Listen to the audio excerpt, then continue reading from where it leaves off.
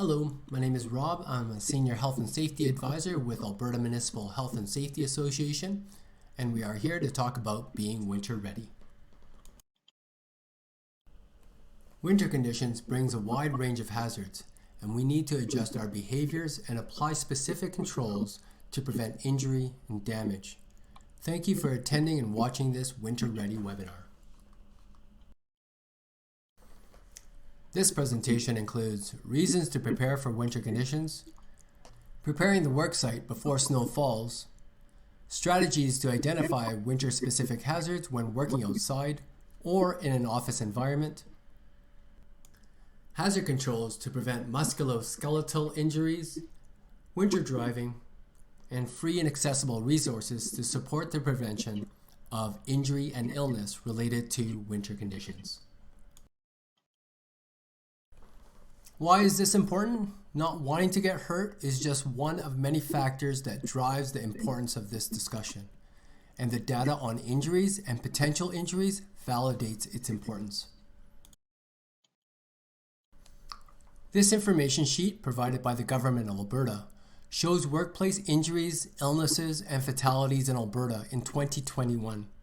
I want to draw your attention to the common injuries and its causes. It shows 17% of causes of common injuries are related to slip, trips, and falls in 2021. This bar graph compares the number of fall injuries to the month it occurred in 2021. Nearly 60% of these WCB claims occurred during winter conditions between November and March. We see there's a steady climb starting in September, dipping in December, and spiking up in January. Surface conditions are a contributing factor for the climbing numbers. The summer months have WCB claims below 65, and winter months shows fall injury claims peaking at over 120. The drop in December is most likely because people are commonly off work for seasonal holidays and celebrations. When a person isn't working and is injured due to a fall, that incident is not recorded through WCB. The interpretation of the increased number in January is because employees return to work to these winter conditions, therefore showing us the importance of adjusting our behaviors and tasks during the winter season. More than 30% of slip, trip, and fall claims are attributed to weather conditions. Occupations such as police, public transportation operators, and firefighters have higher slip, trip, and fall rates of 15, 12, and 10% respectively. When there's a Chinook, it's a great opportunity for us to prepare for winter before the cold temperature and snow arrives again. For instance, after the next snowmelt, look around your facility and walkways and identify where puddles are created. Those will be icy spots during snowfall and colder temperatures. Fill in those surfaces when possible or mark them as hazard areas. Also, mark up areas that can be buried under snow that are tripping hazards or areas that must be clear, such as sewer gutters and curbs.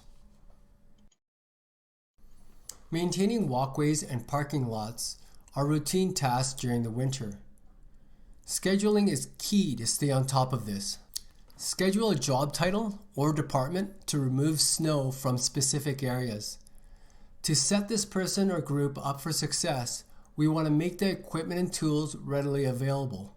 Storing the snow shovel, icebreaker, and salt box in a location where the task will take place will accommodate this work.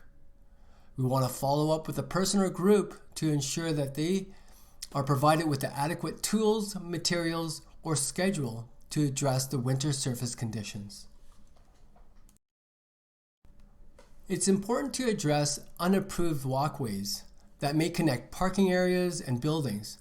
These unapproved walkways or shortcuts are deemed unapproved because these pathways are not part of the sanding or snow clearing schedule.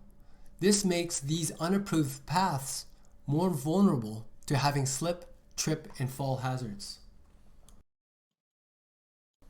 Another area that involves shoveling is the high hazard area of shoveling stairs. This area is of concern because of the fall hazard and the sharp edge of the steps. Also, when the snow melts and freezes on the surface, it increases the risk. Scheduling and monitoring this area will help address the hazard.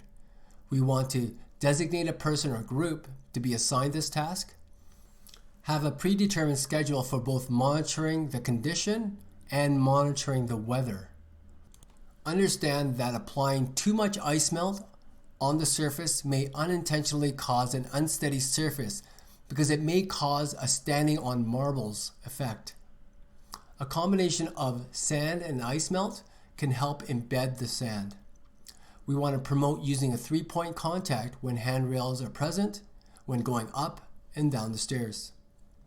Stairs inside the building during winter can also be hazardous because of the winter melt causing the surface to be slippery. Notify persons who walk in these areas to use the handrails, to notify a designated person if conditions worsen, and to notify them if there's alternative routes while the staircase is being cleaned. Walking like a penguin has become a more popular way of reminding us how to walk on icy surfaces. It is when we position our body to be centered, giving us more control. The less weight we have spread out, the more force we'll exert on the surface in a horizontal position. Take shorter steps and have your hands out beside you. Wear gloves to avoid putting your cold hands in your pocket. A common sign you'll see inside the building during winter season are slippery floor signs. This can be due to ice melt. When you see this sign, you want to either choose an alternative route, walk around the area, or walk like a penguin. If no sign is displayed, but there's a slippery floor condition, notify the designated person or department to place controls such as a sign or floor mats and to clean the area. If you are part of the designated group to manage this area, create a schedule to monitor that location. A common area for injury is when we do a simple task like entering or exiting our vehicle. This is a transitional zone where our mind is commonly focused on the task of why we are at that destination or where we are planning on going. We don't expect this simple task of entering and exiting our vehicle to be hazardous. But the probability of getting injured increases because our focus is not on the present winter hazards. To address this, use the 3-point contact when entering or exiting your vehicle, even before there are signs of snow and ice. This way, we are prepared to have a stable standing position. We should attach our footwear traction aids before exiting the vehicle when there are signs of ice. To help remind us to use 3-point contact or to attach our traction aids, we can use a visual trigger like placing bright tape on the door handle. We can also find a parking spot that is clear of ice and snow, as opposed to rockstar parking that is covered with ice. Before doing manual labor such as shoveling, we should do a dynamic warm-up, also referred to as dynamic stretching. This will prepare our body for the work. A dynamic warm-up will engage multiple muscle groups to work with one another, and it prevents musculoskeletal injuries, also referred to as MSIs. Material on MSI prevention is found on AMHSA.net.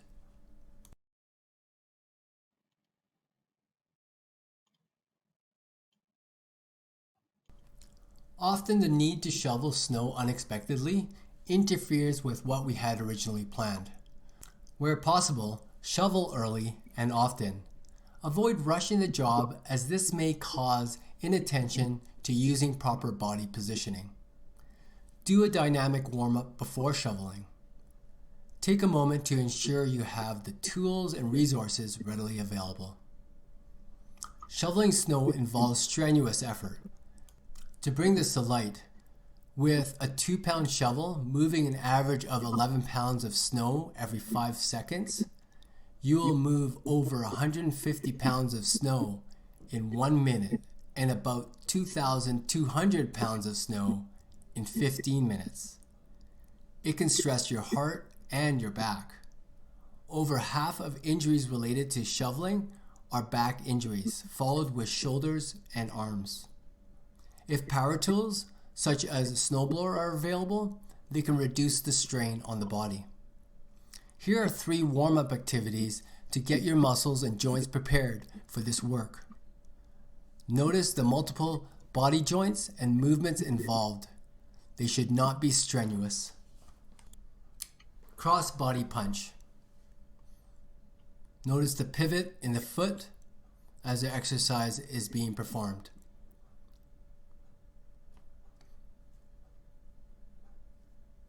Arm circles. Starting with small circles and increasing it to larger ones for 30 seconds one direction, and transitioning from large circles to small in the other direction. Notice the speed. It is not strenuous and it is in range of comfort. Body weight squat, where the feet are shoulder width apart, arms are straight out to balance the body, and the movement downward is in a position that is comfortable for that person. This is not a competition of who can go lower or who can go faster. It should be in a position that is comfortable for that person, and the speed is at a comfortable pace.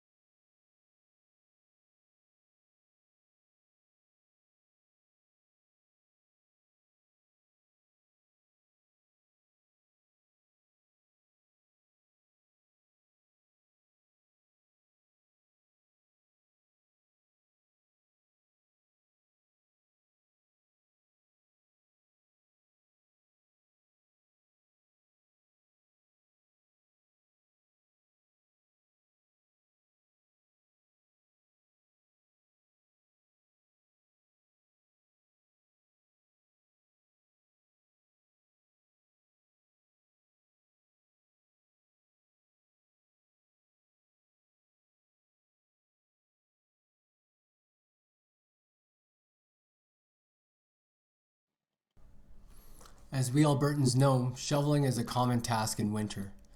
Let's break down the steps of the task to prevent injury. We are using 3 main motions when shoveling snow. We are pushing the snow, lifting the snow, and throwing the snow. We want to use our large muscle groups like our glutes and our legs over our small muscles like our arms and our back. We don't want to overload, although it is tempting because it would feel that we would finish the task sooner. We don't want to twist. To prevent this, move your feet so you're facing in the direction you want the snow in. Twisting may take less effort, but it exposes you to a more strenuous position. When shoveling, engage your core. Take micro breaks, and in those micro breaks, stretch and move in the opposite direction you've been moving in to get your full range back. Consider rotating work if task of shoveling is a big job.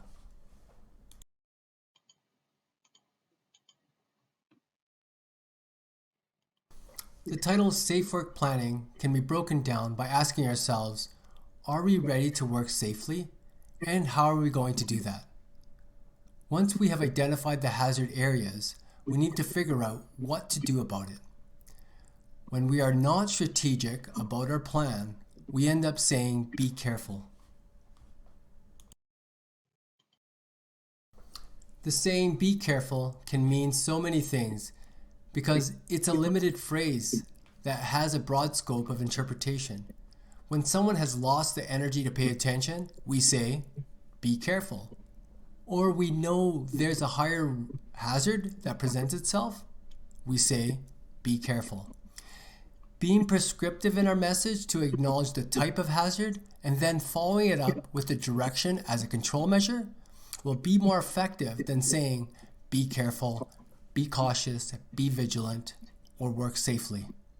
Examples of what you want to say to your family and friends are these. So instead of saying, "be careful leaving the front door," replace that with, "the first few steps outside is icy. Wear your traction aids before leaving." Another example would be, instead of saying, "be vigilant, it's cold out there," replace that with, "the temperature and wind may cause frostbite. Wear your winter gloves to avoid wind chill exposure." Another example is, "be cautious crossing the street," and replace that with, "ensure the cars are fully stopped and the driver sees you before crossing the intersection, because they may brake too late, causing them to slide into you." I understand it's more wordy, but it's exactly what we want them to hear instead of them trying to decipher the vague message of "be careful." Next, we are going to talk about controlling the hazards using the hierarchy of controls. The first step in the hierarchy of controls is elimination and substitution. Anytime we can eliminate a hazard, we should do it. And it may include substituting the types of equipment and tools. This step can be as simple as identifying the hazard and removing it. An example, if there's a tripping hazard because of a tool or material on the floor, remove it from the walking path before starting work. That goes for tools and equipment that can be knocked over an edge to a lower level. You can do a worksite reconnaissance or a hazard hunt before starting your work to help identify hazards. Specific winter conditions may include clearing away the snow and sanding the area to increase the traction, or removing the objects so that they are not covered by snow that can cause a hazard being buried or the equipment being lost. Scheduling can make a difference as hazards may be presented at different times. We can use the weather forecast as a guide or the staff schedule to determine who is available to eliminate or remove the snow. Another suggestion is to eliminate the use of the wrong vehicle tires and to ensure tire pressure is adjusted to the conditions. Also, your organization may have an option to not drive to work sites due to inclement weather and to work virtually instead. The next hierarchy of controls is engineering. This is where we have controls to prevent hazard reaching the person. Creating barriers is a control we can use to remove people from icy conditions. Understanding the pathways people take is important, so you can build your safe walking path to the nearest entrance, exit, smoke area, or desired area. This will allow you to focus on placing hard barriers, such as jersey barriers, to keep people in the preferred walking path, or an overhead barrier to protect people from falling ice in the area people may gather. Soft barriers or warning signs draws awareness of hazards and preferred walking zones. These come in forms of traffic cones, falling ice signs, alternative route signs, and caution tape. Workers should be trained to know these paths, signs, and barriers. The next hierarchy of control is administrative. Administrative controls involve developing procedures to ensure that the work conducted is in a way that minimizes the hazard. Having a process to have a staging area for material is an important control, as these materials can get lost when it's under the snow. Also, you can create a procedure to ensure a particular area is mandatory to keep clear of snow and ice, because it would be the main pathway to access this material. You can write in your field level hazard assessment of the specific pathways that are kept clear, and you can mark with flags of specific equipment and material that can be buried. You can write in your field level hazard assessment of specific pathways that are kept clear, and you can mark with flags of specific equipment and material that can be buried. In time, you want to monitor these controls and ensure they are still effective, such as ensuring the caution tape is still in place, the pylon cone did not move, that the jersey barrier didn't cause another hazard.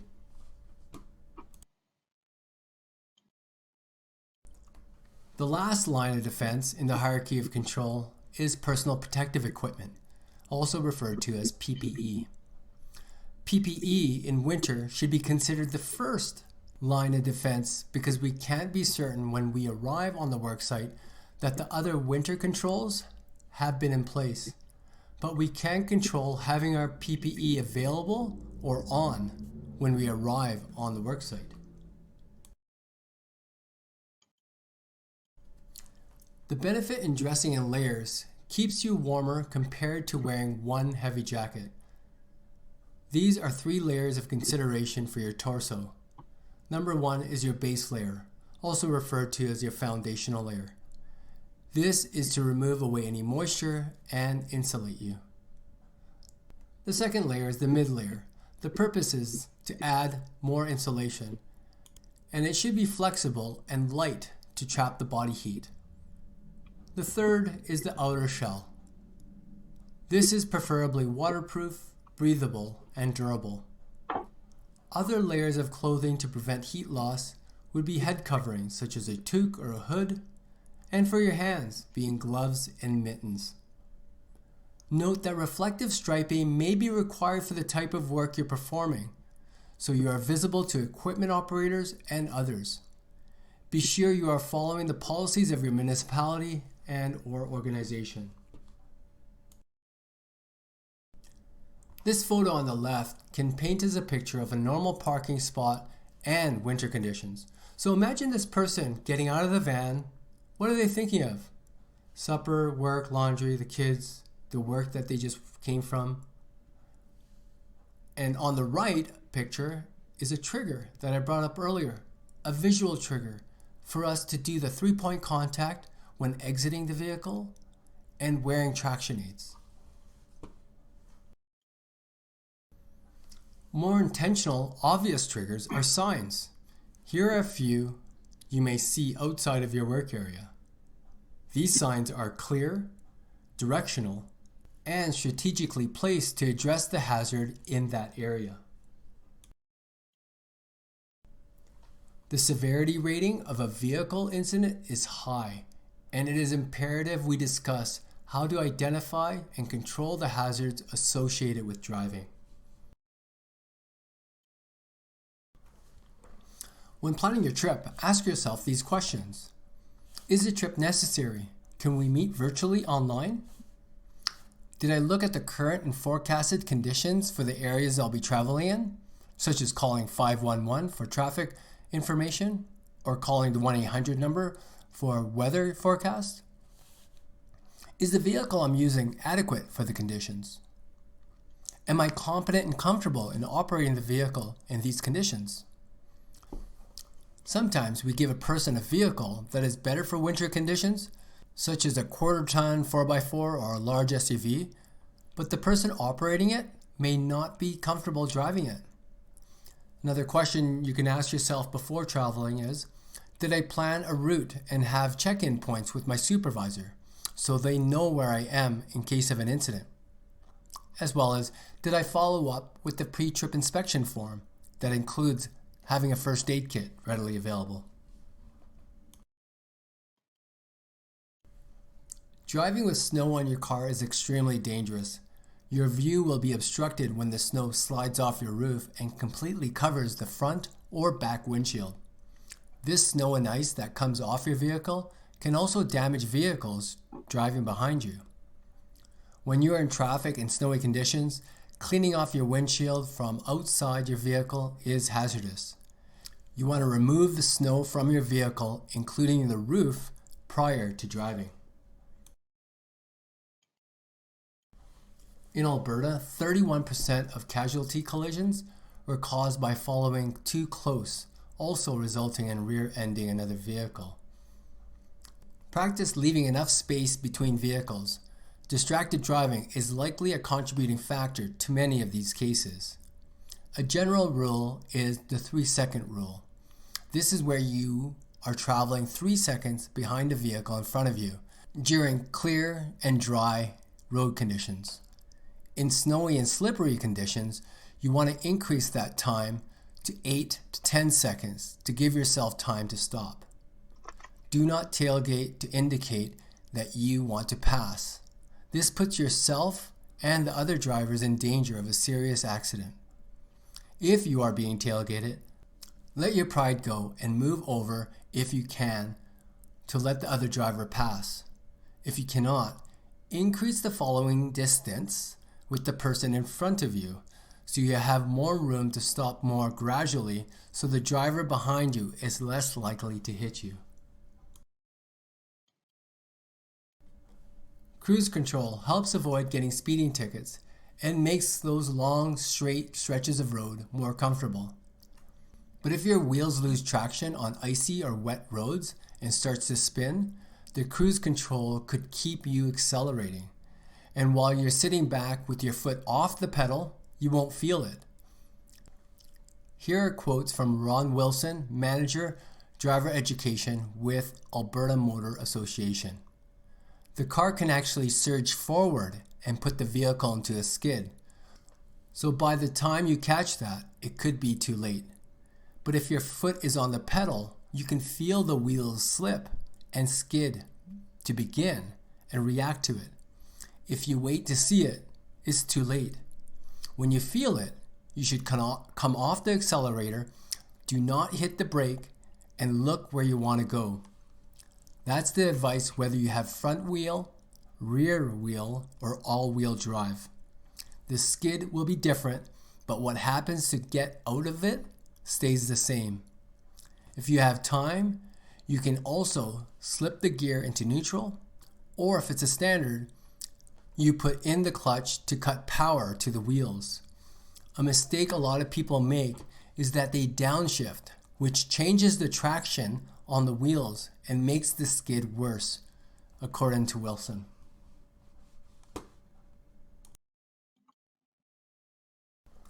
Daytime running lights are normal for Canadian vehicles, but a flaw in them is that we forget that they do not trigger the taillights to go on.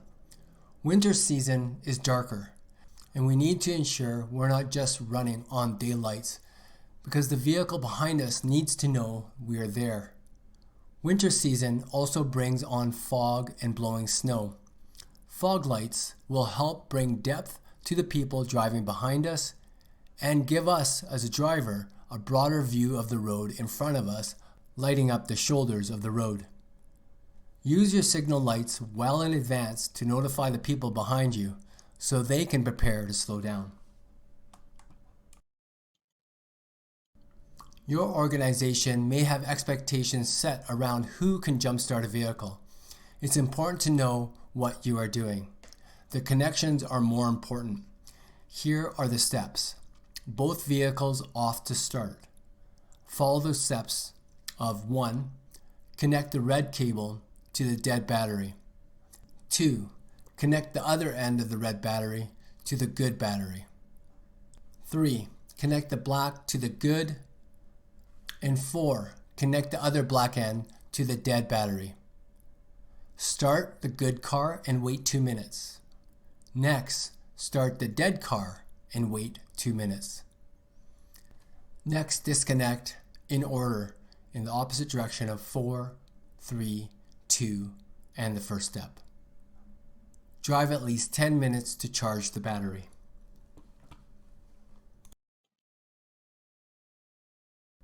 Jump-starting a vehicle has hazards of electrical hazards when connecting improperly. Another vehicle is not readily available. as well as the vehicle is put in a position where it can't reach the other vehicle's battery, and the two vehicles create a crushing hazard for individuals nearby.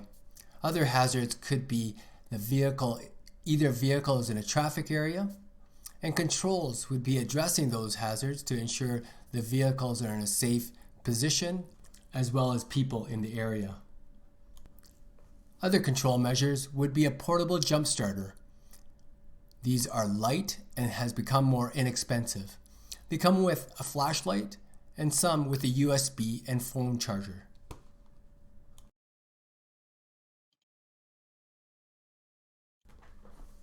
So in summary, falls and vehicle incidents are the two leading causes of hospitalizations due to injury in Canada.